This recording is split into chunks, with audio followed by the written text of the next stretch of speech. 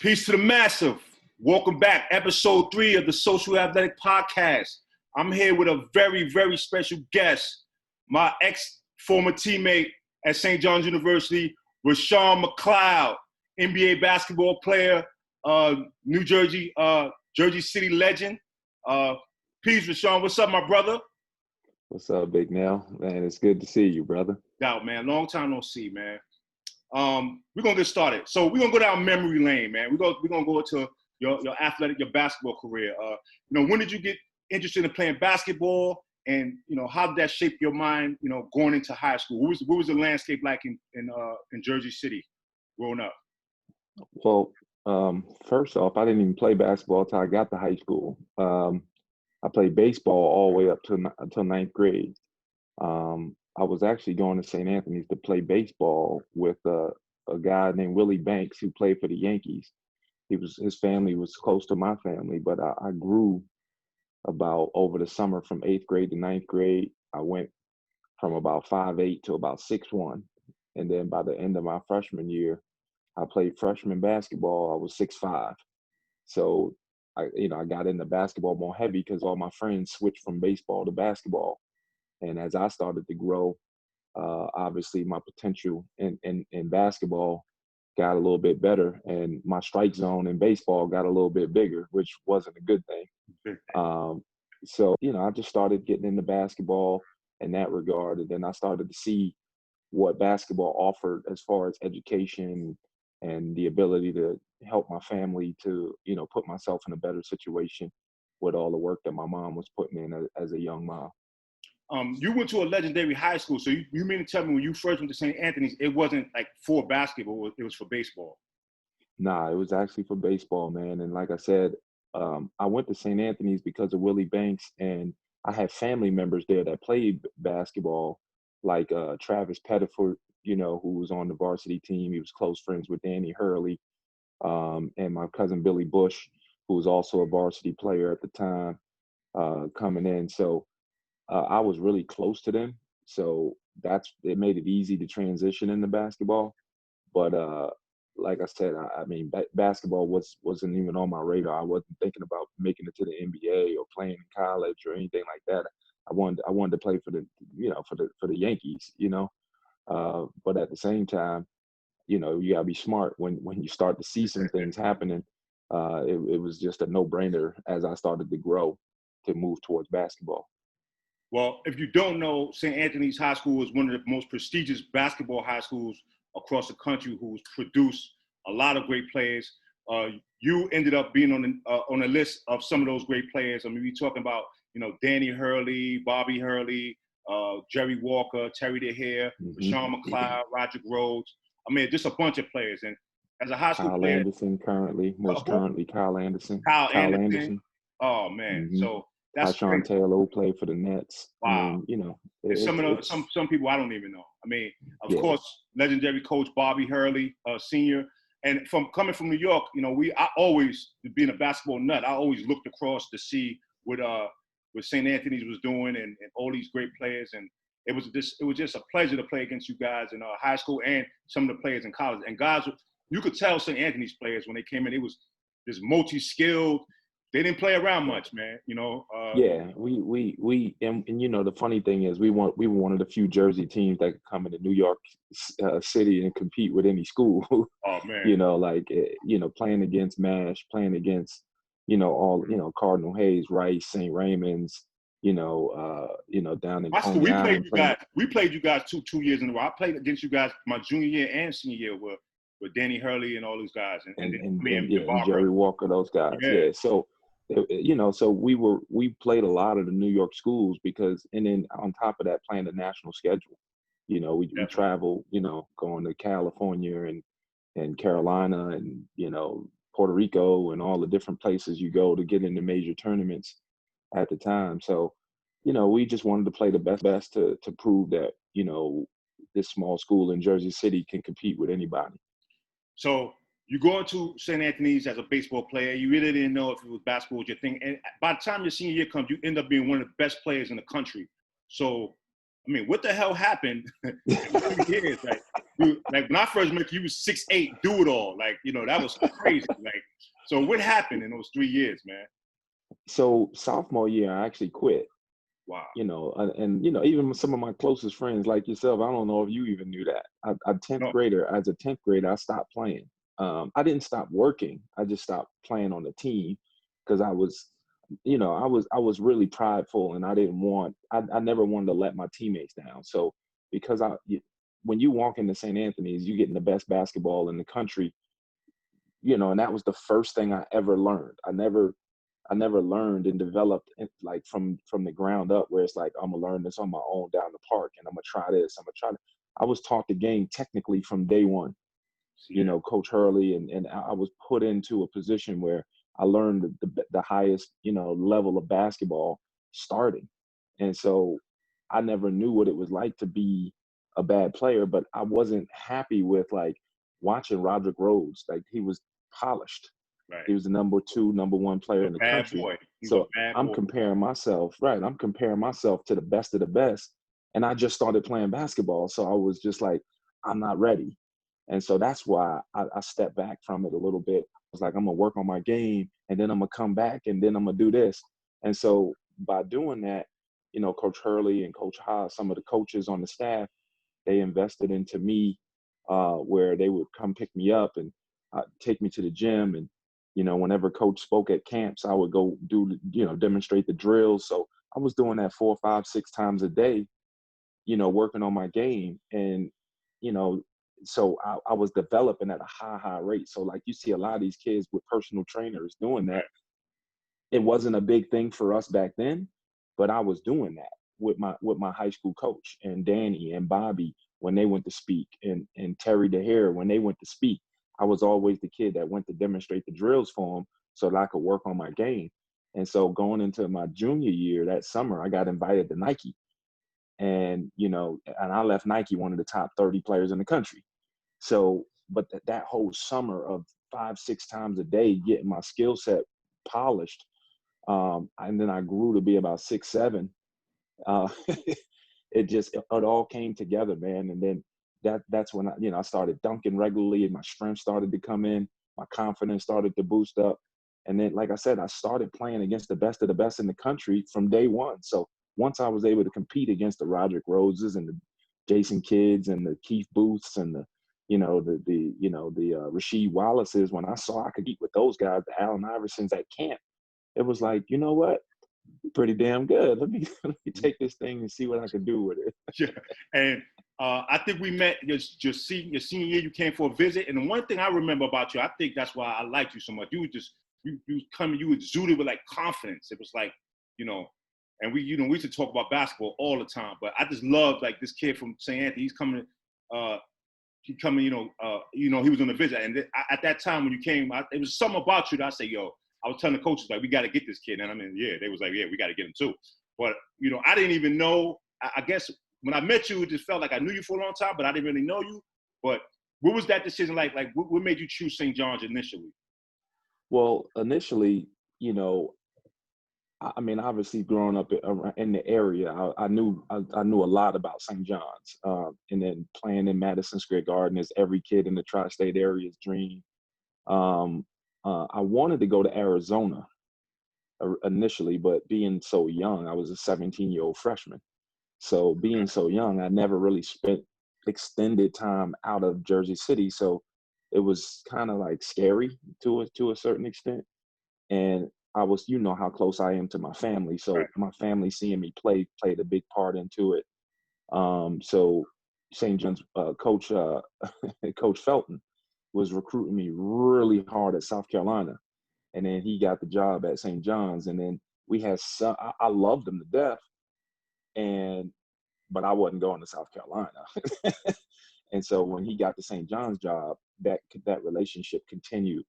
And then when I came over for the visit, you know, as soon as I met you, I was like, yo, this is like big brother. You know what I'm saying? Like I'm hanging out with a dude that's from the city.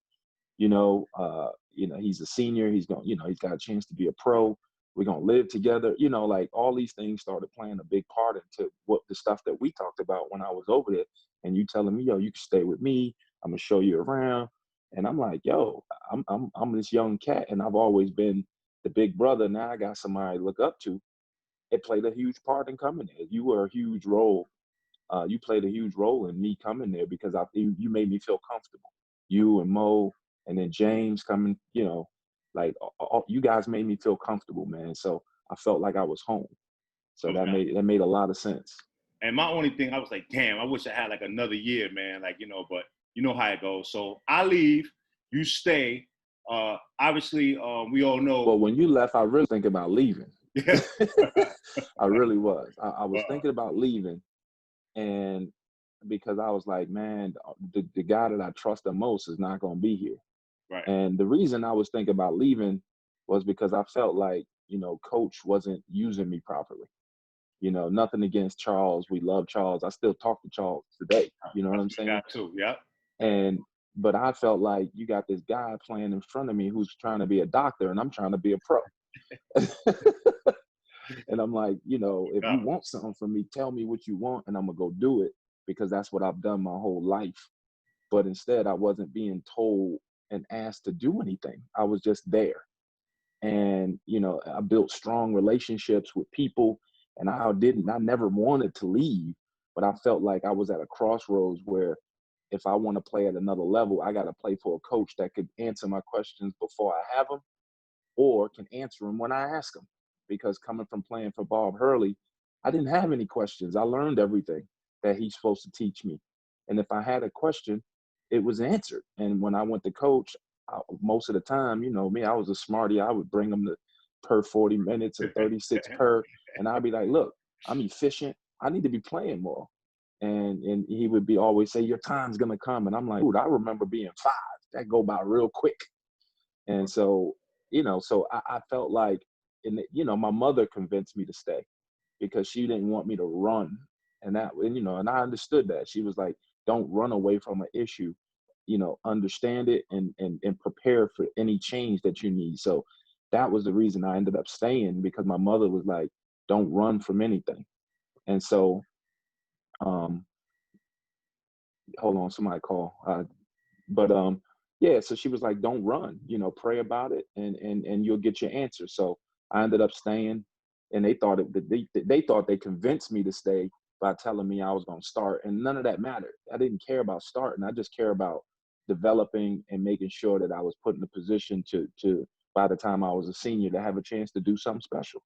And I didn't feel like I was going to get that playing for coach. That was, for Mahoney, great guy. I mean, you know him, Yeah. but I just didn't feel like his coaching style was fit for the way that I wanted to play the game after the fact. And for some of y'all who don't know, Rashawn stayed another year at St. John's, and then you made the big time decision, I think right after your sophomore year, to go Right. to Duke. So Right. what was that like? And what made that decision to go to that was scary, man, because Arizona comes back in the picture. So I really was just going to transfer Arizona because it was a choice that I was going to make. And then I looked at their roster and I was like, damn, they got Mike Bibby coming in. They got Mount Simon. They got Jason Terry. They got, they got all these guards. I'm like, I ain't never going to get a shot. I said, if I think Felipe shoot every time, I got 5 Felipes out here.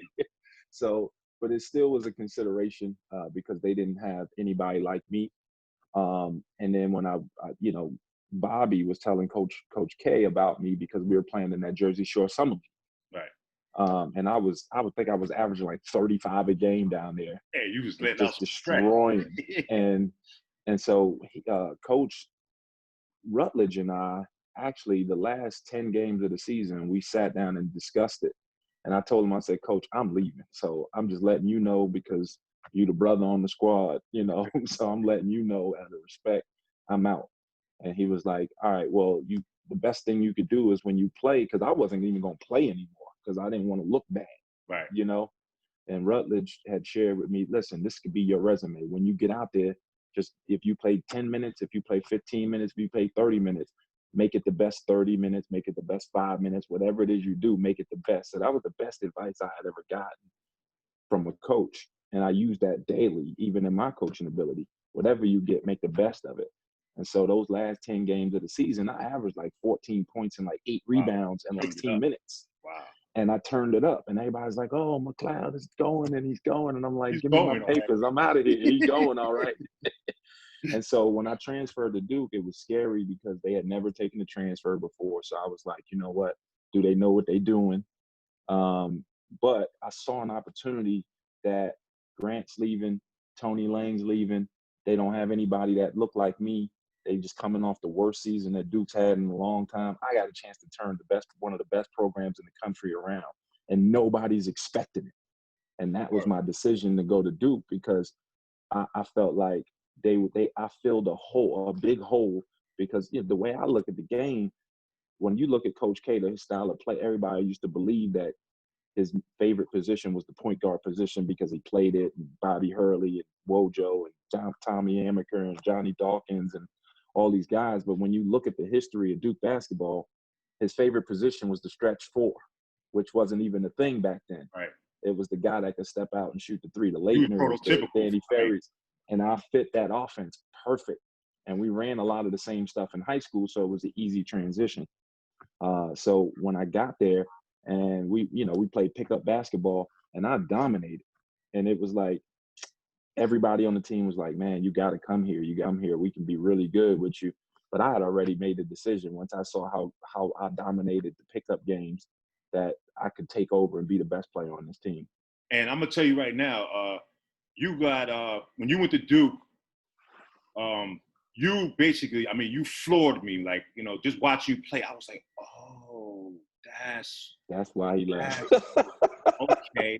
And I ain't gonna lie, like I didn't make the NBA right away, but I was inspired by your when you went to Duke. I was just inspired like how you just went in there and I watched as many games. Come on, you my guy. I watched as many games as I could watch just to see you turn it out. And I mean, you went there, and I'm not even gonna see you was a whole nother player because I think you might have been the same player. You just never had the opportunity. But I never had the opportunities. I And when I tried to do things, if I didn't have, like, say for instance, I could always shoot the three. I didn't shoot one 3-pointer in high school, right? But I could shoot. And the reason I never shot the ball in high school was because I didn't have to. I shot 71% from the field. What am I shooting threes for? Exactly. Then when I get to college, I'm shooting 52% from the field as a freshman. You know what I'm saying? And it's like, but I'm not getting enough opportunities. And then as my confidence grew, that's when the 3-pointer started to come around because I had my confidence to shoot it and understanding how to put myself in a position to get the version of the 3-point shot was available to me because that's the way that Coach K taught the game. I didn't know when to shoot the three and when not to shoot the three because of lack of experience. And I wasn't being taught where to get that shot from at St. John's because of the way that our offense was run. Obviously, when you was there, we ran everything through you. And then when Felipe came, it was all one-on-one. And I was like, this is not going to work for me. I'm a 3-level scorer that can score in the post, in the mid-range, and on the perimeter. But I'm not getting any opportunities to do any of it. You need somewhere where that ball has to move. That ball has to move. And yes. that's a great. And I can make a quicker decision. I can make a quick decision to make a play because I didn't pat people to death, but if I 3-dribble you to death, you know what I'm saying? And I'm gonna get a shot and I can get the shot on anybody. And you that 6'8", was the man. thing that Either right. you was too big, I could shoot over small guard. Either it was too big for you or too small. Exactly. So, and that was if I was playing today, man, I'd be worth $85 million. At the way that I played the game.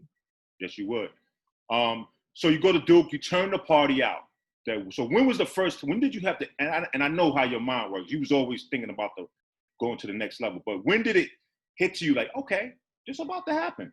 When did that come? When you knew it was about, so junior year comes, my goal was just really to be one of the best player on the team. That was my goal. And then I would say that summer, I started getting a lot of phone calls from people just hearing whispers about, hey man, there's a chance you could be a pro. And so it was in my mind, but at the time I was really just thinking about how to be a better version of myself. How do I sharpen up, becoming a more efficient scorer? How do I become a better defender? And then, coach was like, hey man, you need to lose a little bit of weight because, I put on so much weight because I played the 4 and the 5 at St. John's. Then I had to I got down to about 218. Oh I boy. played at 218, and it increased my speed. I Mm. kept the same strength. I was quicker. And so once I hit that, I felt invincible, bro.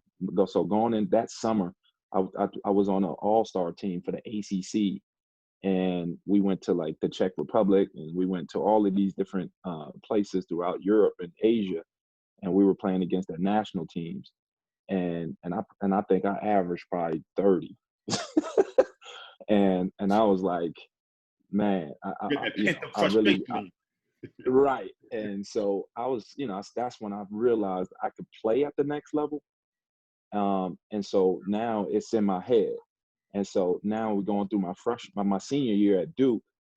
And we got Shane Battier, we got Olton Brand, we got all these guys, and all the talks about the freshmen again. And so I started creeping into the whole Felipe Lopez thing coming in. These guys about to come in, and they're gonna give them everything. And so I'm like, listen, I've been through this once. Fuck Not this, that. not this time. Not this time. I don't give a fuck who you are. I'm taking everything. Yeah. And so in my mind, it was always a battle of, like, I'm the best player on this team. I don't give a shit who's on this team. And I didn't say it. I just went and did it. And I attacked, and then by that time, I had my 2 year. I had a son. So my whole thought process of I gotta feed my family. So once that creeped in, and I'm like, I gotta feed my family. I gotta figure out a way to do this because ain't nobody gonna take care of my family. That's when that's when I knew I could be a pro, and And that's when I knew it was my time. and Rashawn, you said something most important, and that's what propelled me to play in the league and to get there is that mentality is. I know the skill set and the skill level and the athleticism, that's all great, yes, and we all want it. But Yeah. that mindset that you need, because you have to release yourself from being like Everything. you know what I'm saying? You gotta be outside yourself to get to play with the best players in the world. And you gotta have that mentality to like, nah.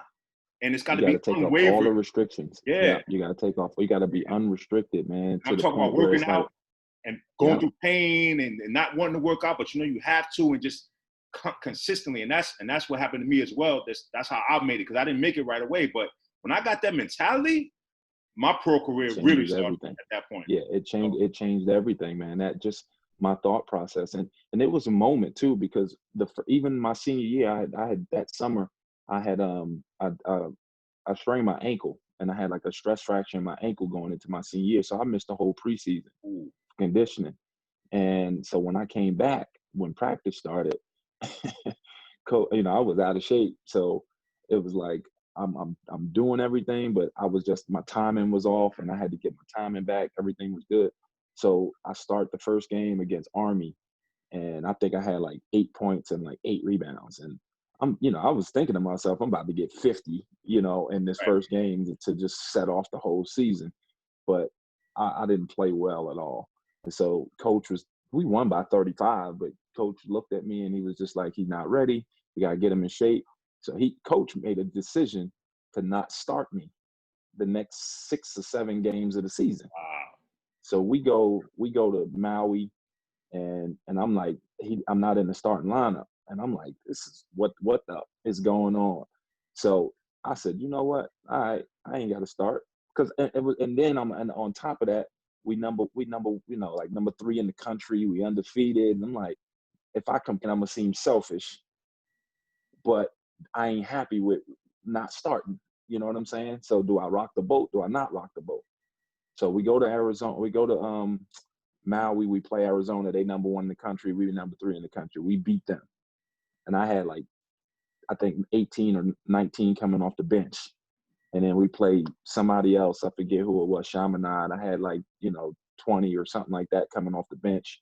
Then we played a championship game. And, I had like 16 or 17 coming off the bench. And I made all tournament. I was the only all tournament player coming off the bench. And so we get back home, and we still winning. So I'm like, man, when am I going to get a chance to complain about this? And I'm the second leading scorer and second leading rebounder behind Elton Brand on the team coming off the bench. Wow. So, we play Mercer College, and coach starts me against Mercer. And he put me in the first 2 minutes of the game. And, He takes me out. Now, I had 8 points and like 4 rebounds in 2 minutes. I'm thinking to myself, I'm about to get 50. I want this 50-point game so bad, right? And he takes me out and he doesn't put me back in until the last 2 minutes of the game with the walk-ons. And I'm like, and we up 45. And I'm like, I'm pissed. And I'm like, my heart just in my stomach. And I'm like, you know what? Fuck all these motherfuckers. You know what? And so next day, we go away. We come back for Thanksgiving, a little break, and then we come back to school. And first practice back, Elton Brand breaks his foot. And, so I just, I prayed about just show me a sliver of opportunity for me to be able to say what I need to say so I can keep it moving.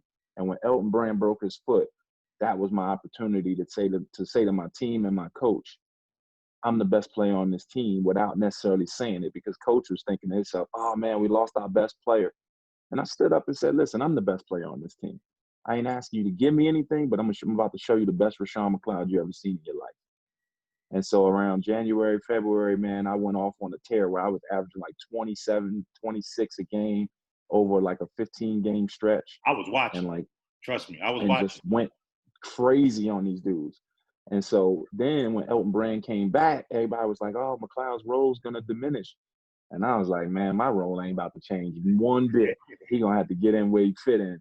And I kept that thing going, man. And that's when I felt like I could play at the highest level. I was definitely watching, of course. And just that point in time, I was like, yo, he's losing his mind. Like, I knew you had the confidence. You was always, confident about it. But then I was really starting to see, like, oh, this dude, like, he ain't playing. Oh, he's going. I'm looking at the stats. I'm looking at you, my little guy. Like, I'm looking at and it was like, I was so proud of you, though, man. I was definitely pleased and so happy for you and everything. Like, it seemed like everything culminated just the right. Everything happened for the right reason, throughout your career at that time. And now that's leading up to. We're just going to go into it. Like, how was draft time and draft night? What was that like? And what did you think? Did you know? What was that? What was that experience like for you? So it was about 4 teams that I was looking at, because me going through the experiences we just talked about, being in the right situation and having the right fit was always on my mind. So it was the Hawks, the Orlando Magic, the Houston Rockets, and it was one more team. I can't remember who it was, but those are the teams who needed a small forward, and they all drafted small forwards that night. And they all had, the Hawks had the 20th pick. Orlando had 3 picks in the first round before 18. Houston had 3 picks in the first round before 18. And I forget who the third team was. They had 2 picks in the first. I think it was Boston. And they picked Paul Pierce, obviously. But it was Boston also had another pick. That's always another organization that I was targeting to want to play for. And David Falk was my agent. So I had a real good insight on the teams that were really interested in me. And I worked out for 20 teams. Not because I had to. I just felt like I wanted them to know, if you don't draft me, you're in trouble. You know what I'm saying? That's going to be your loss. And so the Hawks was the team that, when I looked at the roster, they had veterans I could learn from, like come and play at St. John's, having you and James and guys like that. I had veterans I could learn how to be a pro from. Lenny Wilkins is, Hall of Fame coach and former player. So playing for a guy like that was something that I'd look forward to, because I played for Hall of Fame coaches already. It was something that was, I wanted to be, considered as a part of my development. And so I knew once that Orlando drafted Matt Harpering, Boston took Paul Pierce, and Houston they made a trade, and then they made a trade, and then they picked a small forward that was out of like Russia or somewhere. He never came over to play, and I think they just used the pick to try to get rid of the pick, because they had made the big trade with the other 2 picks for a small forward. I think it might have been, like, I forgot who it was, but it was somebody at my position. And when those teams picked, I knew I was going for the Hawks, at that point. And I started clapping when Matt Harpring got picked because I was like, I know where I'm going now. And so, and Matt was the 17th pick. So I knew at the 17th pick that I was going to be playing for the Hawks. And then I got the call from the Hawks that they were going to draft me at number 20. And I was at a restaurant in Jersey City downtown with my former teammates in high school, my high school coach family. And we just kind of hung out down in at the place where we had our pregame meals in high school. And I didn't want to go to the draft because I wanted to experience it with my family, not just on TV. It wasn't about that. It was about, everybody that put so much work in with me, I wanted to be with them when my name was called, as opposed to being on TV and having them watch me from afar. I mean, I thought that was like the ultimate vindication of like everything you had went through and, transferring and just lack of opportunities, maybe a little small injuries. It was just like the culmination. And I just remember watching the draft, just being like, I was just so happy. And my whole thing is always like, you meet, especially young up and coming players and you're a little older, my personal thing, I just want them to be better than me. And I just felt so happy when you went first round and you was going to get the opportunity, you were going to get some money. And I would just like, I know how you care about your family. I was just so happy for you, man. So, I mean, kudos to that, man. Kudos to that. And you get with the Hawks. So, I mean, you don't have to go into it too much, but how was that NBA experience actually now you're in the NBA now? What was that like as far as whatever, traveling, playing, players? Mm-hmm. It was a really good experience in the sense of I learned something every single day that I wasn't expecting. So, in college, everything's mapped out for you, your schedule, be here at this time, eat at this time. And when you became a pro, it was like you own your own business. Yeah. And you gotta be ready. They're not gonna they have workout times that you go to, but that's the bare minimum. And a lot of guys fall into that crutch of, I've been working out with the team, but you gotta lift on your own. And in addition to, you gotta make sure that you're running. I remember buying an elliptical, a Stairmaster, and a bike to put in and building a room in my basement. And I bought like my own equipment. So, I bought my own workout. So on days that we had off, I could make sure that I put my 100-pound weight vest on and I did the Stairmaster for an extra hour. You know what I'm saying? I made sure that I was in physical, like I was always ready to play, because as a rookie and playing for Lenny Wilkens, not knowing this prior to going in, he didn't like playing rookies. So there would be games where I would play 7-8 games straight and average 15 points in that stretch, and then I wouldn't play 5 games. And I'm like, man, this can't be real. Like, I wanted to be here. What are you doing? Yeah. And so, the experience of learning how to, be prepared for any and every situation on a day-to-day basis for every opportunity, and somebody not spoon feeding you those opportunities was a little bit different. Yeah. I remember, well, I didn't make the NBA right away. I played in the CBA, but I just remember, I mean, I went up to about 300 pounds, man. I got depressed, like after my, rookie year playing the CBA. I mean, I was just depressed. And then it was just something. I had to talk with somebody, and then I just started like doing other things. I started running on the track on my own. I got a bike.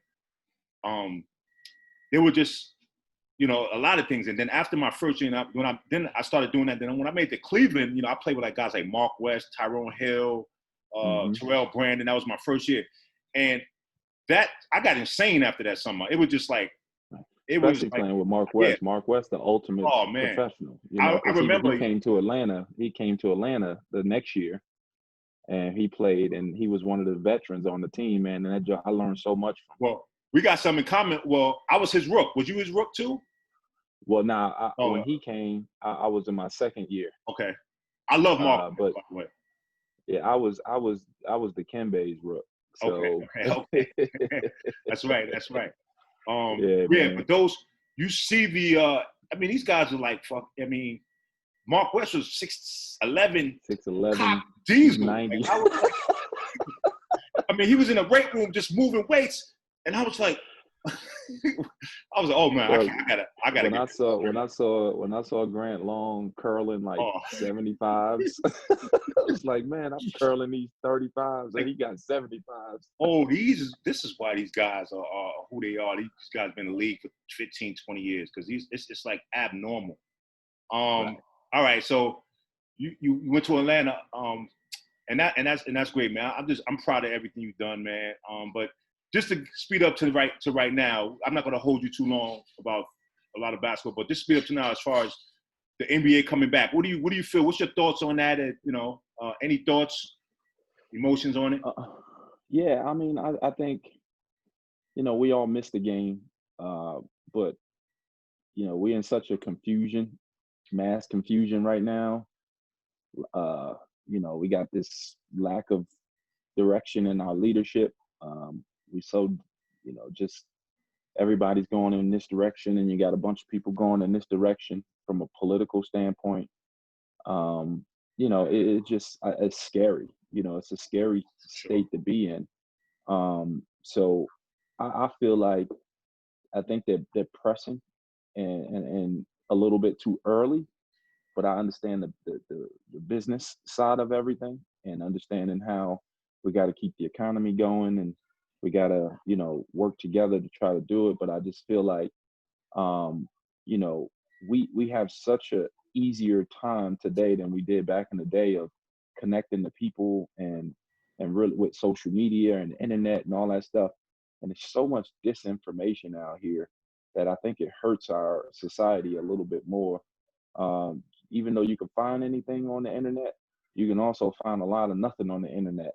Yeah, and it a lot and of it sh- nothing. and that also and it also shapes the way people think about certain situations and about certain things. And we could say, I mean, I don't feel closer as a country than I did, you know 10 years ago, let's say, because I just feel like, people have, we talk about options and we want options, we want freedom, we want the freedom to make the decisions we want. But sometimes you got to have discipline and sometimes you got to be able to sacrifice. And I don't know if our country of people do enough sacrificing for each other for us to call us the nation that we've always thought of ourselves to be sometimes. And, so how do I handle that is probably going to be the next question is, I've taken my attention and I've poured it into my own family. Instead of complaining about people that I don't see on a day-to-day basis, my wife and I, you know, taking the time to educate our children, our relatives, and sharing opportunities and building businesses and trying to learn and educate ourselves about entrepreneurship and different things like that. So, we want to make sure that we put ourselves in a position to be able to financially continue to support our family, and change the next generation to be able to, like you said earlier, do better than we did. Right. Like my oldest son just graduated from college. He speaks Japanese, and Congratulations, man. you know, he'll be 25 on Tuesday now. Word. And that was the kid from St. John's when that summer. And my daughter will be 20. She's going into her junior year. She's going to be studying either be a veterinarian or a OBGYN. And then I got a 5-year-old Roman who's wants to be the next NBA MVP. So, That's okay. he's downstairs playing right now. And Okay. now, as we're on this call, he's downstairs shooting So on his 6-foot jammer. that's okay, man. And to the NBA point is like I'm a basketball fan. Like I know you are too. It runs in our blood. Well, I'm happy that they're back. I'm just hoping that they could remain safe. Of what I see so far, Follow the rules, because we know sometimes we yeah, wouldn't follow the yeah, rules, yeah, yeah. man. Because you Those rules feel are something else. That's a big sacrifice, but I'm hoping it works out. I don't want to see anything go wrong. From right, what I see from some of the players, like they haven't missed a step, so I'm happy about that. It's not like I thought it would right. be. So I'm happy it's back. I hope those guys, which they are doing, I hope they continue to strike the message out about what's going on, and that's going to lead us into the next thing. Racial injustice, man. It's been something me and you probably dealt with all our life. Two African American males in the United States. Just what's your view on your experience with social injustice or racial injustice as far as How did it shape you? How has it shaped you? What do you think about what's going on right now? I guess blend it all in. You know, I'm a guy that, you know, as I grew up, growing up in Jersey City, I've had relatives who were police officers. I've had, you know, friends and family who have been officials, government officials. You know, so I've been able to see a story on both sides of the fence. I've had run-ins with, you know, being pulled over for things that were like, come on, man, like you got to be kidding me. I remember I got pulled over, you know, and the guy told me I had 10 on my windshield. And I'm like, who puts 10 on their windshield? Me too, man. You know, I got a nice car. I got the top down, and you just felt, and I had an out of state tag, and you saw it as an opportunity. And you know, and I'm 6'8", and I'm sticking out of a, you know, a convertible. So come on, man. And you know, stuff like that. I remember being stopped leaving our apartment complex at St. John's, walking to the, you know, walking to get ready to go to class, and I'm 17 years old as a freshman, and I get pushed up on you know, on the car, and they said I fit the description, and I'm like, come on, man, you got to be kidding me, you know. So it goes way back. These you know, in these instances that, you know, they add up, and then they shape your thought process. But as an adult, you know, I'm frustrated, because although the answers aren't simple, they are simple. You know what I mean? Like it's going to take a lot of work, but if people would just be good people, you know what I mean? And like give, uh, you know, it's like you want us to give you the benefit of the doubt, but you don't give anybody else the benefit of the doubt. You know what I mean? Like you can't have it both ways. And so when it comes to a lot of the things that are going on with the racial injustice incidents that are occurring, that are getting a lot of publicity, I think we got to be careful sometimes, because it might start out one way, but then we have people who want to come in and back whatever, but they have a backdoor agenda. And I think, you know, with Black Lives Matter and all of the things that we have going on, there's too many messages that are coming in from the backside of things that we got to be careful for. You know, that's not to say that they aren't important, but it's not what we need to be talking about it all at once. You know what I mean? We got to distinguish, because some people might agree with one and might not agree with the other. And they all have to be taken on their own merit, not just lumped together, which could cause a lot of confusion, because not all Black people are good or bad, and not all white people are good or bad. You know, we have to have these experiences to make sure that we are judging people by what their choices, and not just what they might believe, but their choices are way more, you know, because I could believe in, you know, Christianity doesn't mean I hate all Muslims. You know what I'm saying? Exactly. So Yeah. I think we got to look at things for what they are, and not lump a bunch of social, you know, platforms together, and just making one meal. It's got to be a bunch of different meals, and we sitting at the table having a conversation about specifics, not just, you know, marches, and not just T-shirts, and not just whatever. You know, we gotta figure out a way to change some of the laws, the rules, the, you know, the things that really make a difference.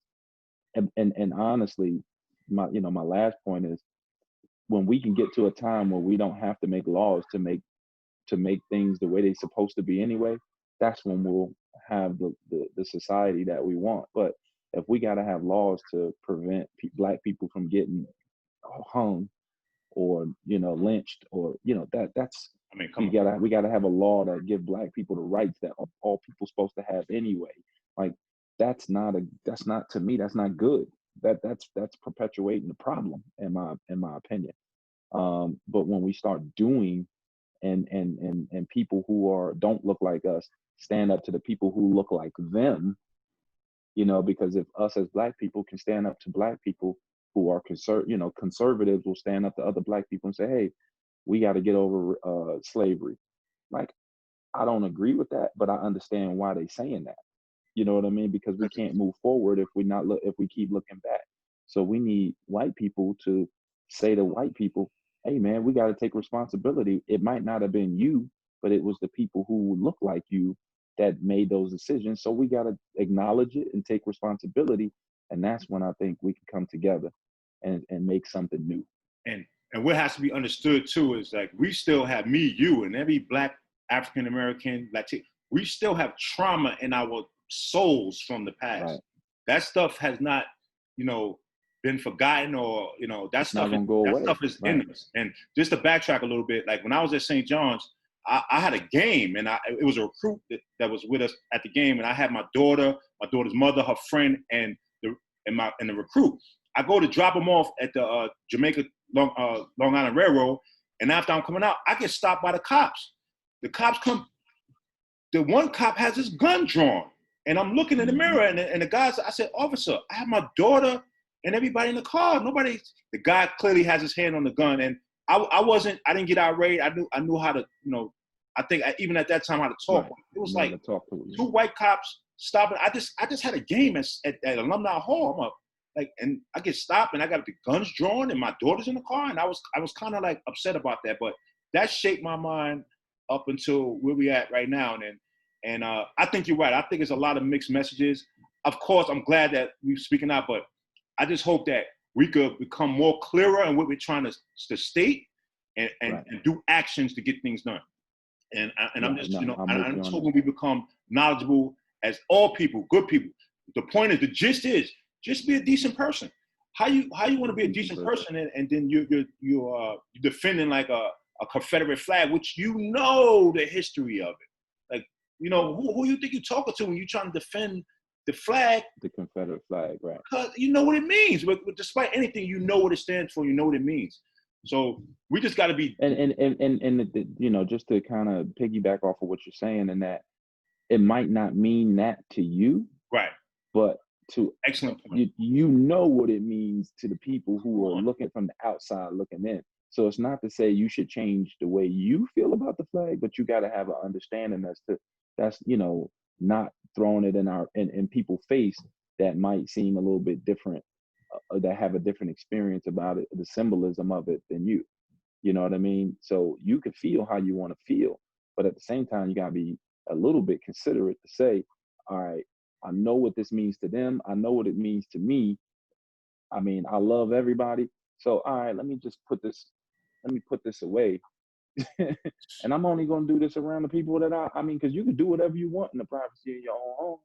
But when you start, perpetuating these ideas of, like pushing the Confederate flag, like we supposed to love it because you love it. That's not the way the things work, Yeah. And to say all that, we at a strong point right now of racial awareness and racial injustice and racial acknowledgement. We at the strong point, and before that, we have a health pandemic on top of everything. And me and you have right off the top. Me and you have a teammate of ours who passed away. Right. COVID-19, and all these different things, man, and. It's racial too at the same time, because in New York we have a lot of essential work, and all the big cities, the essential workers have to go to work, and they have to be around each other. Nobody expected this, and so we have a in proportion amount of African Americans, Latinos getting sick from this thing, and dying. So it's just everything is just wrapped up in one right now. And that's where the confusion that I was talking about earlier comes into play. It's like, how connected are a lot of these issues, and a lot of times, we get into this war about, Democrats and Republicans, and, it's really a senseless debate, because Republicans don't care and Democrats don't care. But we've been, brainwashed, in my opinion, to believe that the government is actually the way to go. And it's like, I think there's a middle ground to where, we need to look at, like businesses and putting money into it to offer jobs. There's a balance between that, and there's a balance between making sure that people who don't have, because not everybody has the same mental capacity to succeed And my wife and I was having this conversation the other day about levels of happiness. You know, what I might be striving for might be difficult for somebody else to, you know, to bring into their life. Happiness to them might just be going to work 9 to 5 and I get to pay all my bills and I get to spend time with my family. That's happiness to them. It ain't about owning their own business. It ain't about, so sometimes we could get upset at people because they're not giving forth the effort that we give towards something that's important to us. And then we take, we kind of push them to the side because, hey, they don't think the way we think. Nah, that's not how things work. We gotta, sometimes if we want to have a relationship, we gotta meet people at their level. Yeah. And when we do that, that's when the conversation, in my opinion, becomes more valuable, because you're not prejudging them because they don't have the same beliefs that you have. That's an And excellent that's point, not, man. you don't have to stay on their level, but you got to at least meet them there. And some people can't. If I've been around billionaires, I've had conversations with guys with all of the money in the world, and they don't seem the happiest people in the world to me. You know what I'm saying? Some of the happiest times I've had, I was broke. That's word. That's You word. know what I'm saying?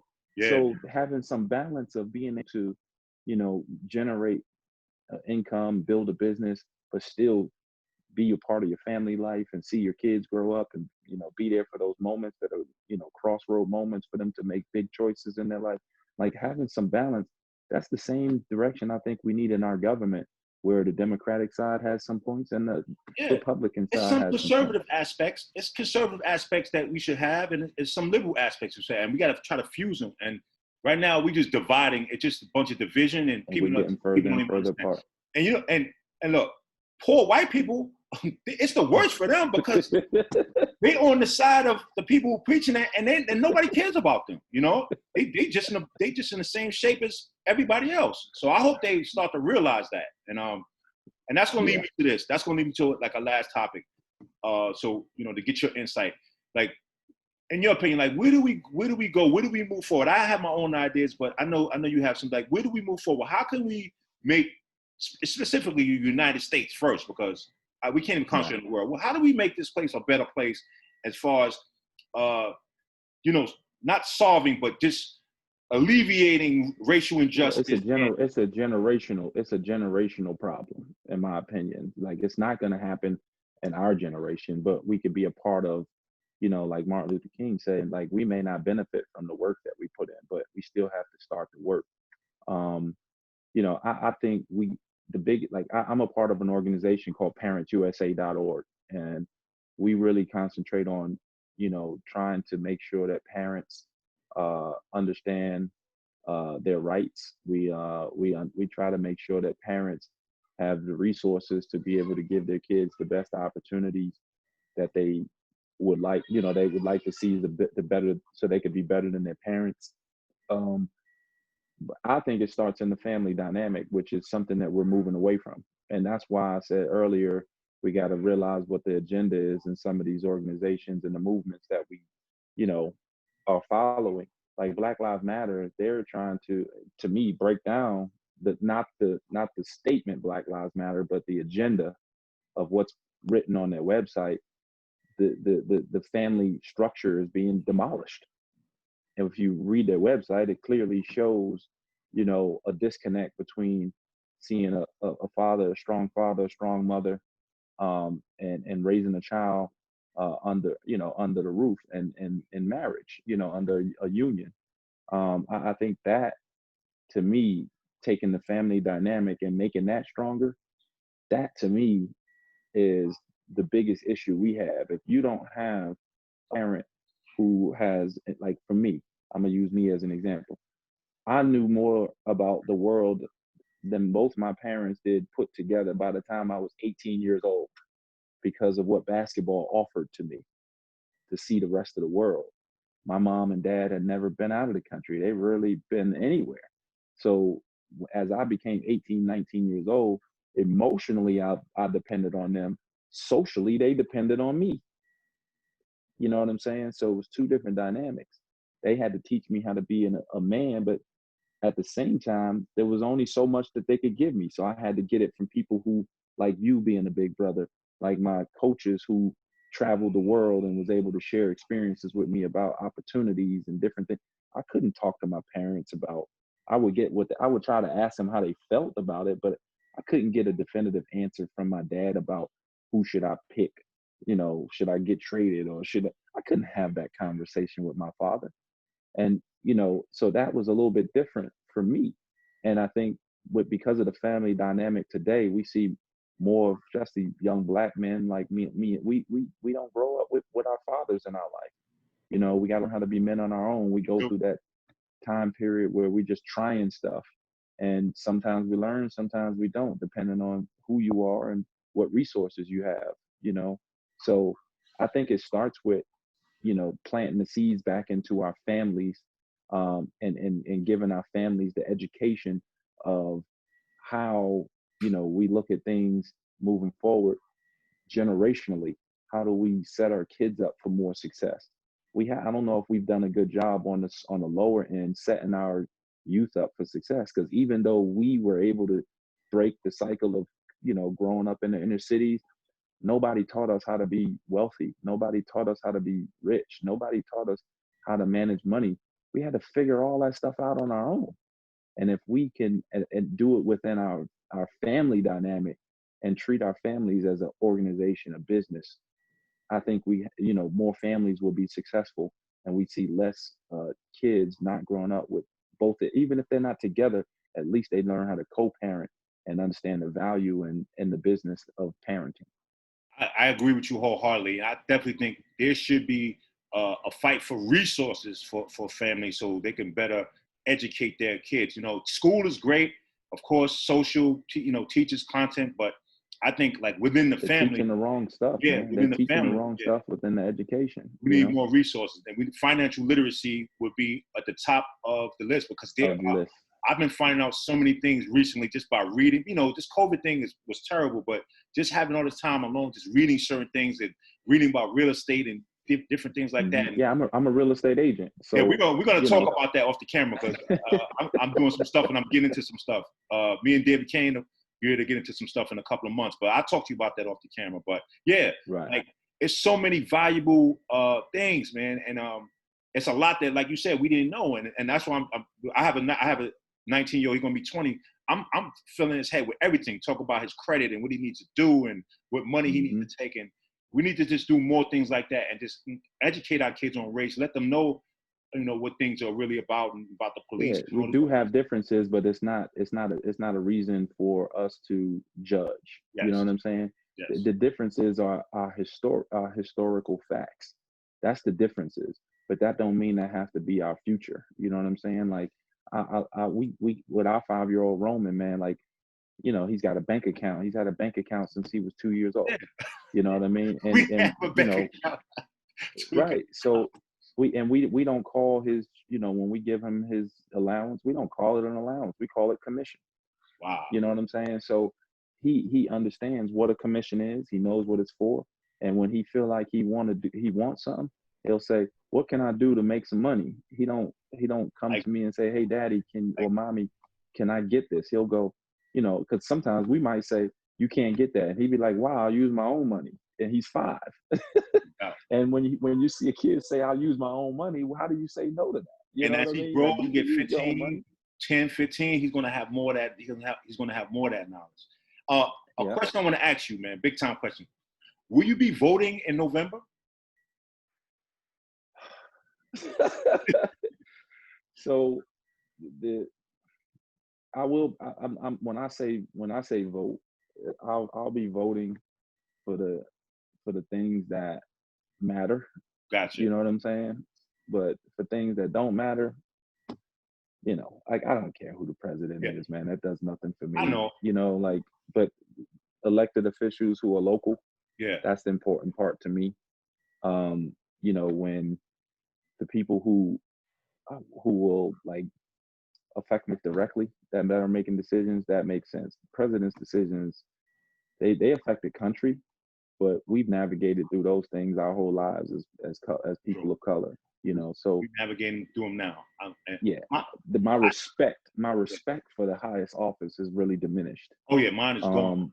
Mine is gone. Yeah, it's So when I look at all of this and I hear people talking about it, the importance of it doesn't go away.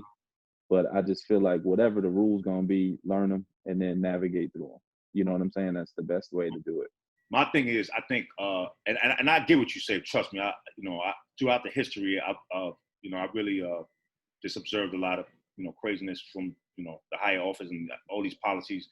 But at this point in time, I just feel like the messenger for the highest office has to be removed and bring somebody else in, and then we could light him up. I totally agree. But I agree that he's not a politician, so no.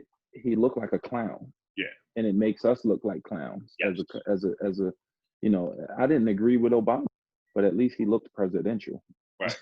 You know what I'm saying? Like, I don't agree with Hillary Clinton. I think she's the biggest piece of evil that we could ever imagine. But at least she has, political, and in my opinion, I think, politicians, have a job to do that has been lost, in my opinion. Anybody who's a professional politician in my opinion, can never be trusted because it's the money aspect. Because they're not serving the people when you don't ever want to leave. You know what I'm saying? Like when you've been in politics, in my opinion, for 30, 40, 50 years, and that's been your profession, at some point you get greedy. Yeah, you're getting greedy. I think a lot of every political position needs to be limited to how many times you could run, like the presidency, 8 years, and then you can't do it. Like some of these local officials been in, office for 30 and 40, 60 years doing a position. And when you've been in that position for so long, you get to learn the players, you get to learn people, and then you start making deals on the backs of the people you're supposed to serve, as opposed to making deals for the people you're supposed to serve.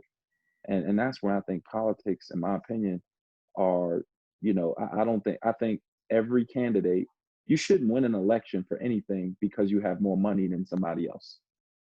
If I was a person who didn't have money, but I lived in a community, I shouldn't have to raise money to be able to run for a seat that of the people that I know and I see on a daily basis.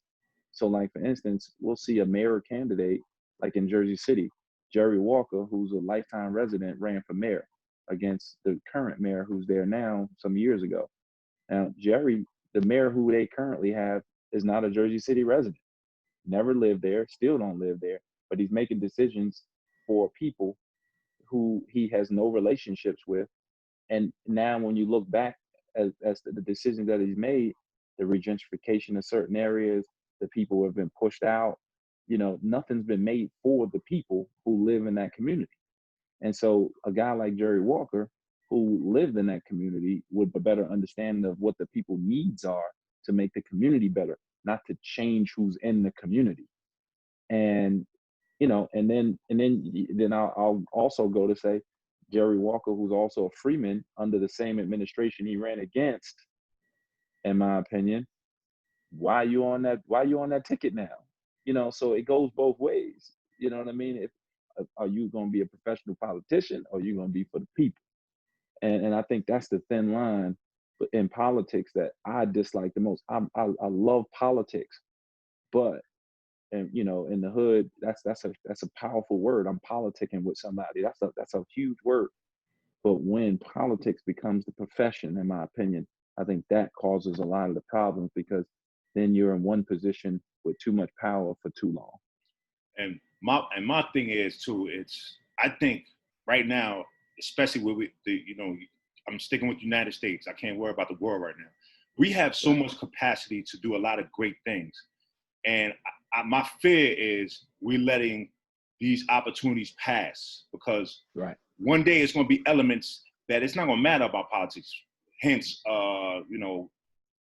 natural disasters or something of some sort.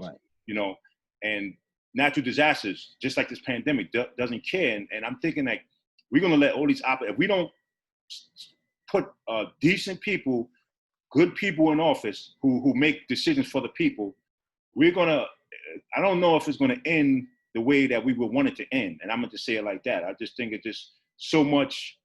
We got a lot of bad. But yeah, and you're 100% right. But and also another problem that I see in politics is the two-party system. Yes. You know what I mean? Like there should be 59,000 parties. Yes. You know what I'm saying? Like you should be able to get votes.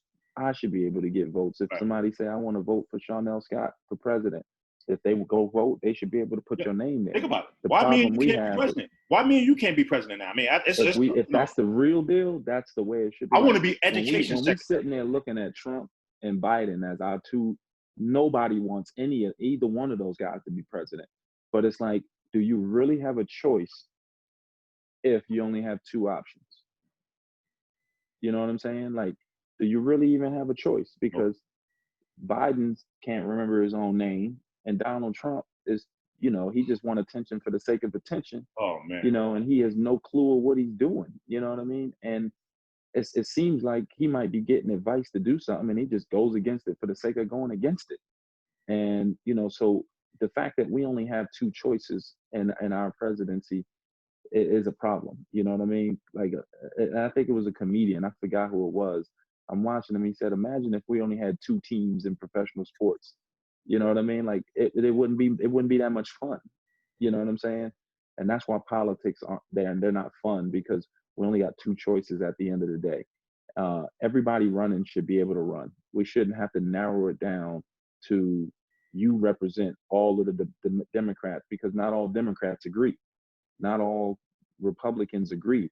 There should be different area within maybe the Democratic Party or new parties or whatever, where that represent this, version of the Democratic Party, this version of the Republican Party, whatever might happen, it needs to be more options for people to make a better choice, instead of selling votes. Because at the end of the day, another problem we have is lobbying. Like, corporations shouldn't be able to put money behind a candidate to win so that they can get tax breaks and all these other things on the back end. It doesn't serve the people. Preach. And so if they really wanted to make change and make better, get rid of lobbying, man. Stop, make it illegal for businesses to put money behind somebody.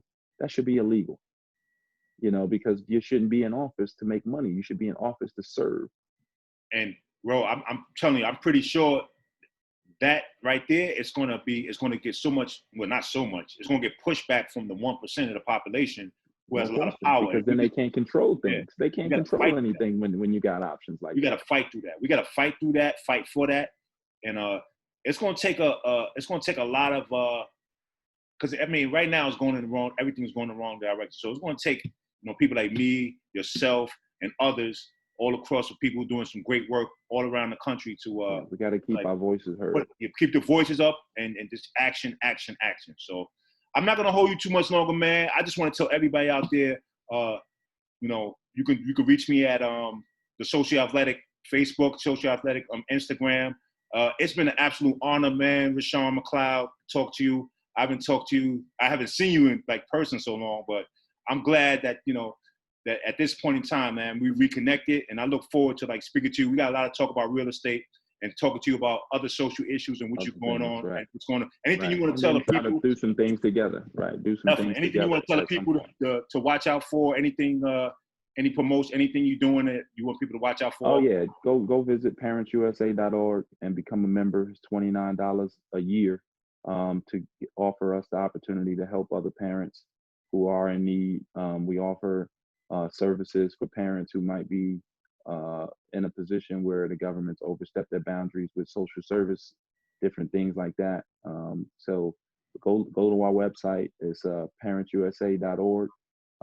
It'll show you some of the things that we've created, what we're doing, and it's a national organization. So just keep an eye out for us. We're trying to grow so that we can help more parents and create opportunities for people, for jobs and different things like that. And we want to network, man. We want to make sure businesses can connect with the right people to offer opportunities to dads, moms. It doesn't matter what type of parent you are, step parent, grandparent. It's called Parents USA, check us out, become a member, and we appreciate any donations. No doubt, man. And once again, man, it was a pleasure with Sean, and we're gonna definitely speak soon. And I know that you're gonna have a bright future in whatever you're doing, and hopefully we'll link up on some things. All right. Thank you guys for watching Social Athletic episode 3. Peace.